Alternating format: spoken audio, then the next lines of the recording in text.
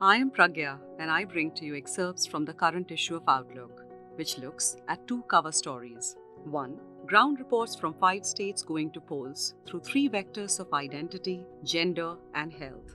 And will the outcome decide which way the wind will blow in the 2024 general elections? Second cover story continues to be on Palestine, titled From the River to the Sea. Down to the wire, ground report by Abhik Bhattacharya from Chhindwara in Madhya Pradesh. Even a 1% swing in vote share can seal the fate of political parties in Madhya Pradesh. Muhammad Safi, sitting in his courtyard just opposite one of the oldest mazars of Sonpur village in Chhindwara district, is quite confident about Kamal Nath's victory. He will win the elections because of his popularity, he says. Standing near the chair where the septuagenarian Safi sits throughout the day, observing the political activities across the Falia, Muhammad Nizam, in his 30s, intervenes. There is hardly a person in this district who did not get the support of Kamal Nath ji when needed. One of my friends staying in a nearby village took his mother to Delhi for treatment. Nath took care of everything. Nizam's friend just had to inform the security guards that they are from Chhindwara, and rest was taken care of by the 9-time MP.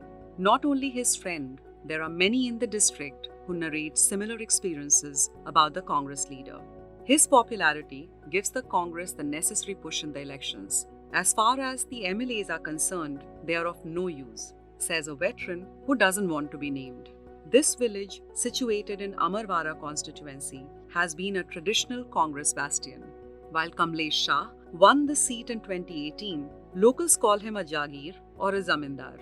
He neither did any work for us, nor did he come even once after the elections. Sometimes he roams around in his jeep, just like a Jamindar, adds Safi. Even after his poor performance, the local people voted for Nath.